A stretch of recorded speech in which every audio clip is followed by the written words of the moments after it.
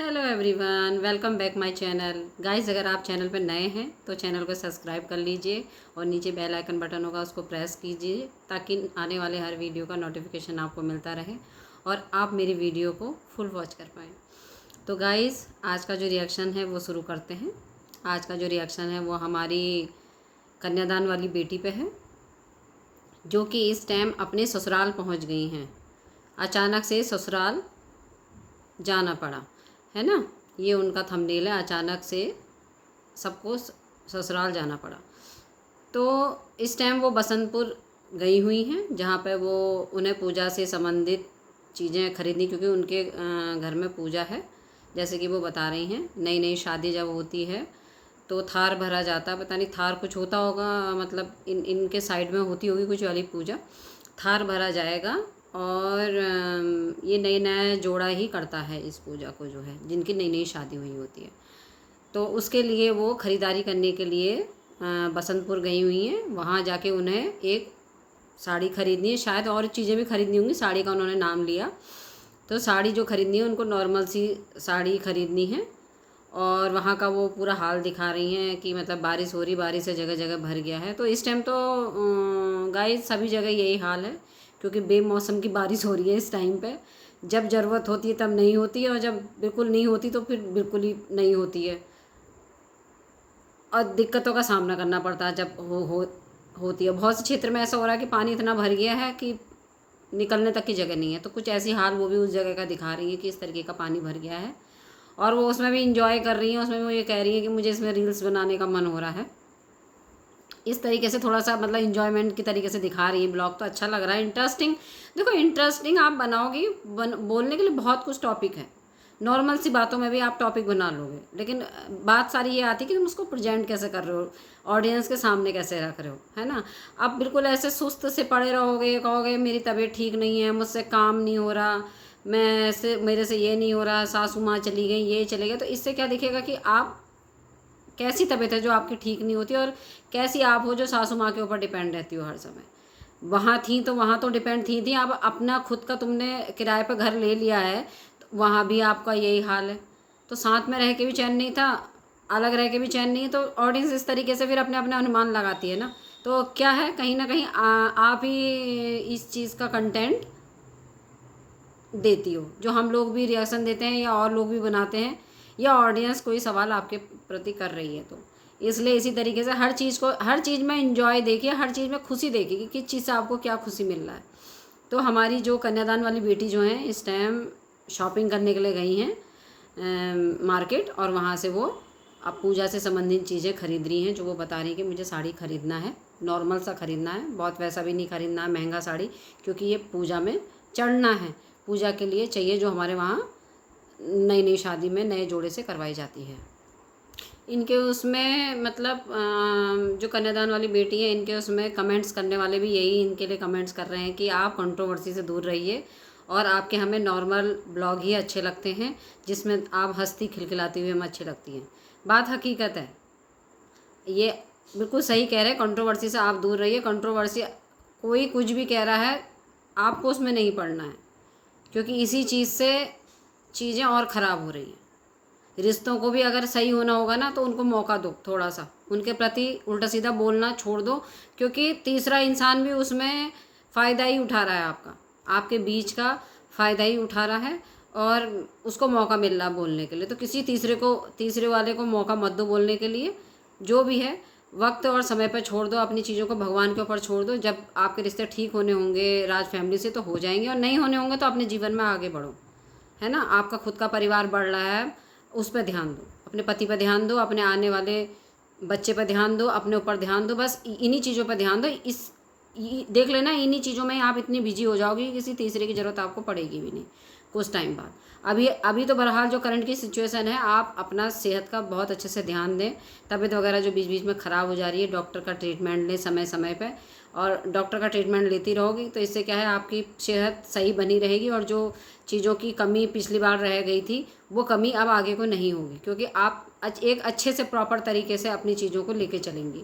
Doctor के touch में भी रहिए, घर में जो अच्छी चीज़ें बता रखी हैं डॉक्टर ने उस तरीके से भी चलिए, उधर पति के साथ भी खुश रहिए, अपने आप भी खुश रहिए, और अच्छी अच्छी ब्लॉगिंग करिए। लोगों को भी खुश रखिए। बस यही तो है, और कुछ थोड़ी ना आपसे कुछ कह रहे हैं। और सरदर्दी वाली कंट्रोवर्सी में पड़ेंगी तो क्या होगा, उसमें टेंशन आपको भी होगा। और कई बार ऐसा होता है कि कुछ शब्द ऐसे कमेंट्स आ जाते हैं कि जो हमारे असहनीय नहीं होते, हमसे सहे भी नहीं जाते हैं, तो हम वहाँ पे भी जवाब देना हमारा ज़रूरी हो जाता है। और हम जवाब देते हैं ना, तो उससे 4 बातें और निकल कर आ जाती हैं।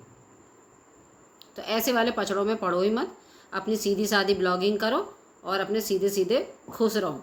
बहुत अच्छा लग रहा है कि आप शॉपिंग कर लाई, जिसमें आप बता भी रही हो कि अपने लिए बहुत हल्के कपड़े में मैंने अपने लिए भी एक साड़ी खरीदी है जो बहुत हल्के कपड़े में है, एक मुट्ठी में जो आ जाए। तो अच्छी बात है, पूजा के लिए भी आपने खरीद ली तो एक अपने लिए भी खरीद ली, अच्छी बात है। वो चीज़ें करो जो आपके मन को खुश रखे, आप खुश रहो। देखो चेहरे पे एक मुस्कुराहट ही अलग है आप इस बात को कहने से कि मैंने अपने लिए भी ख़रीदा। तो ऐसे ही करो, जब मन करे अपने लिए अच्छी अच्छी शॉपिंग कर ली, जब मन हुआ अच्छा सा खा लिया बना के, तो अपने इस तरीके से दिनचर्या रखो कि इससे ये होगा कि मतलब आने वाले बच्चे के लिए भी इन चीज़ों का प्रभाव बहुत पॉजिटिव पड़ेगा। वो भी अंदर से अच्छा मतलब ग्रो करेगा, अच्छी उसके अंदर अच्छी चीज़ें आएंगी। आप खुश रहोगी तो अंदर से वो भी, उसकी प्रोग्रेस भी अच्छी तरीके से होगी, वो भी अच्छा प्रोग्रेस करेगा। और डिलीवरी टाइम में कोई दिक्कत नहीं आएगी इन चीज़ों से। टेंशन डिप्रेशन ऐसे टाइम में तो बिल्कुल भी ठीक नहीं है। ये टेंशन डिप्रेशन एंजाइटी से बहुत दूर रहो इस टाइम पे। सीधे सीधे अपनी ज़िंदगी को जियो जैसे जी जाती है। ऑडियंस जो इस टाइम अंशु अपने ससुराल आई हुई है वो इसी कारण से आई है कि इनके वहाँ जो पूजा है वो पूजा भी इन्हीं दोनों हस्बैंड वाइफ से संबंधित ही पूजा हो भी रही है, जिसकी ये खुद बता रही है कि ये हमारे वहाँ नया जोड़ा पूजा करता है। और दूसरी चीज़ ये है कि जो ये बाज़ार गई थी वो इसी वजह से गई थी कि जो पूजा में जो राशन भी लगेगा वो अछूता लगेगा। अछूता यानी कि जो घर में यूज़ ना हो, जो घर में जो होता है वो हम लोग यूज़ कर लेते हैं, यानी कि वो एक तरीके से झूठा कहलाता है। लेकिन अछूता राशन वो हुआ जो बाज़ार से इन्होंने डायरेक्टली ख़रीदा है और डायरेक्टली वो पूजा में रखा जाएगा। जैसे आटा चावल वगैरह ये कई चीज़ें बता रही हैं, तो ये डायरेक्टली पूजा में वो चीज़ यूज़ होगी। घर की चीज़ आटा चावल यूज़ नहीं होगा जो डेली आप यूज़ कर रहे हो। तो इस तरीके से भी चीज़ों को वो बता रही हैं। तो मार्केट से आने के बाद सारा सामान अंदर रखा गया, जिसमें इनके जो भी ये लोग गए थे सब मार्केट, उन्होंने सारा सामान अंदर रखा। इनके मतलब यही लोग अंशु और मतलब जो उनके साथ में थे। तो अब इनकी सासू माँ वगैरह सब कुछ अंदर रख रही थी सामान। फिर उसके बाद ये आराम करने लगी और उसके बाद फिर ये बोल भी रही थी इस चीज़ को कि मेरी सासू माँ अभी भी काम में लगी हुई हैं, बहुत घर में बहुत काम हो जाता है और अभी पूजा तक तो काम ही रहेगा। अभी तो पूजा तक आपका पूरा काम ही काम रहेगा, क्योंकि कोई भी पूजा आप रखते हैं, चाहे छोटी सी पूजा रखते हैं, फैलावा बहुत हो जाता है। पहले तो अभी इतना सामान एकत्र किया, फिर इतना सामान को कैसे कैसे क्या होगा, पंडित जी की राय जो रह गया वो सामान भी आएगा, तो कई चीज़ें होती हैं। तो सारा सामान इन्होंने लगा दिया है और बोली मेरे कमरा भी गंदा था, कमरा की पूरी झाड़ पुछाई करी है इन्होंने, क्योंकि अब जिस दिन से ये गई होंगी उस दिन से बंद ही होगा कमरा। तो कमरे की पूरी साफ़ सफाई करी और तो इसमें मैं बहुत थक गई हूँ और सासू माँ मेरी अभी भी लगी हैं। तो अंशु मैं तो तुमसे यही कहूँगी, जैसी तुम्हारी सासू माँ हैं ऐसी तो सासू माँ मिलनी बहुत मुश्किल है। और सासू माँ तुम्हारी बहुत तुम्हें कॉपरेट करती हैं। देखो तुम्हारे घर आके भी कॉपरेट करी हैं, जहाँ तुमने मकान लिया है वहाँ भी वो आके करती हैं, यहाँ भी देखो वो कर रही हैं। पूजा पाठ देखो तुम्हारा है, तुम्हारे दोनों के लिए रखा गया है, लेकिन सारी चीज़ें किसके ऊपर रिस्पॉन्सिबिलिटी है, तुम्हारी सासू माँ पे। तो सासू माँ का थोड़ा सा ख्याल रखा करा करो, उनसे हंस के बातचीत किया करा करो और थोड़ा सा अपने ब्लॉग में उन्हें भी लिया करा करो, क्योंकि उनको आप लोगी तो उससे और अच्छा इम्पैक्ट पड़ेगा आपके ब्लॉग में, क्योंकि लोग उन्हें भी देखना चाहते हैं।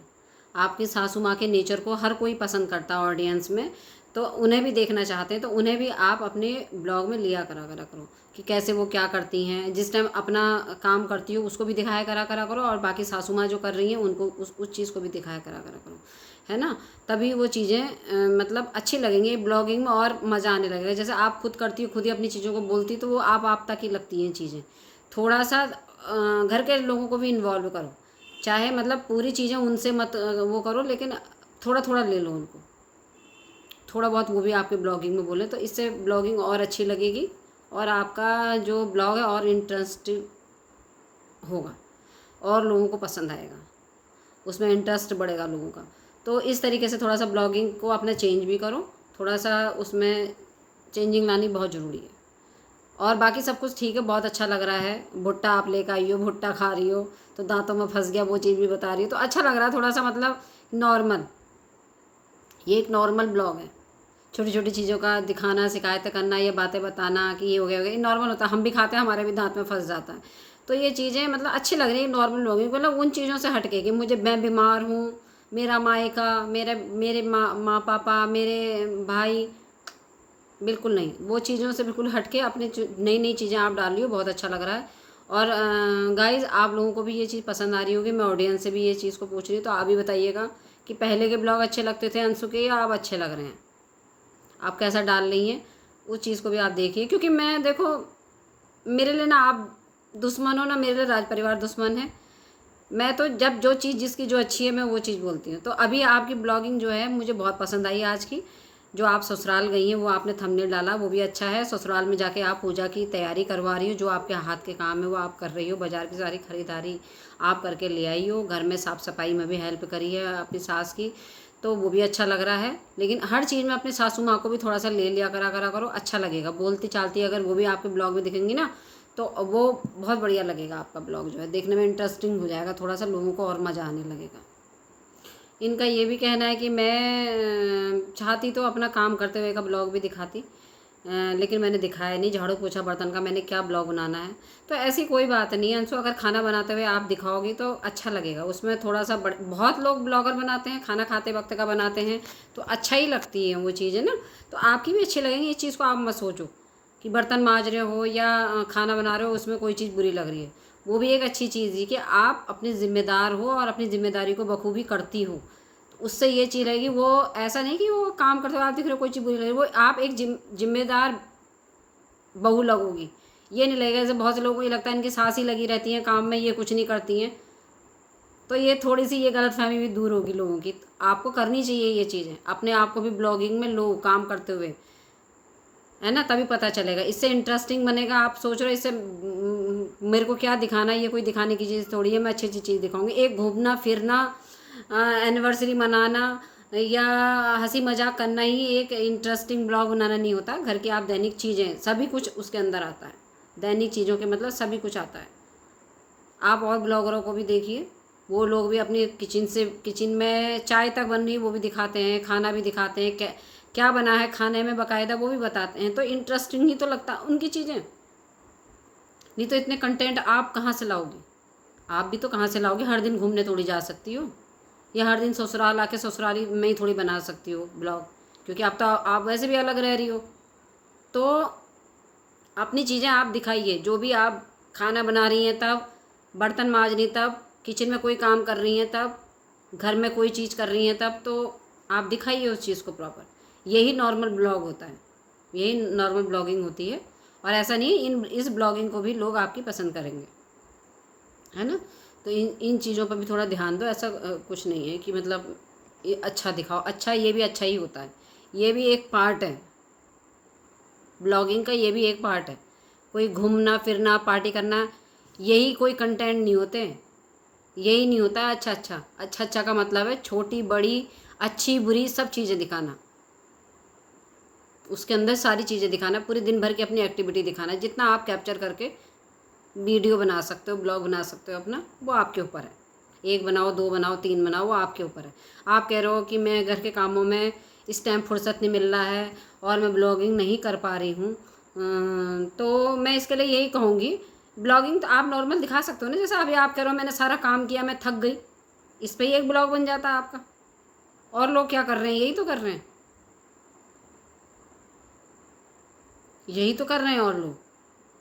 वो राज फैमिली है तब, जगत दीदी की फैमिली है तब, और क्या बोलते हैं किट्टो की फैमिली है तब। ये लोग क्या करते हैं?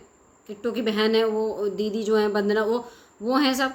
ये सब क्या करते हैं? ये यही तो करते हैं, अपने किचन की भी चीज़ें दिखाते हैं, अपना घूमना फिरना भी दिखाते हैं, अपने पार्टी कोई इनके वहाँ होती है क्रिएटरों की तो वो भी दिखाते हैं, छोटी बड़ी चीज़ सब दिखाते हैं। जिस तरीके से ये लोग फॉलो कर रहे हैं ऐसे आप भी फॉलो करो। बस अभी जो कंट्रोवर्सी आपकी वजह से हुई है उससे लोग चिढ़ रहे हैं, तो थोड़ा उससे हटो बचो। सामने वाली फैमिली का नाम लेने से, कंट्रोवर्सी करने से, इससे बचो। अभी आप नॉर्मल ब्लॉगिंग आप डेली का दिखा सकते हो, आप जो भी काम करो। तो एक ब्लॉग आपका ये बन जाता। आप कह रहे हो मुझे वो टाइम नहीं, तो स्पेशली टाइम थोड़ी निकालना है आपके लिए। आप आप ब्लॉगिंग करते हो, ब्लॉगिंग के अंदर तो आती वही चीज़ें कि नॉर्मल अपनी चीज़ें घर की डेली रूटीन की दिखानी। उसका मतलब ये थोड़ी है रील वील बनाना, तो ये अलग की चीज़ है, ये ब्लॉगिंग से अलग चीज़ है। लेकिन ब्लॉगिंग का मतलब हुआ एक एक ब्लॉगर के लिए कि डेली का रूटीन दिखाना अपना।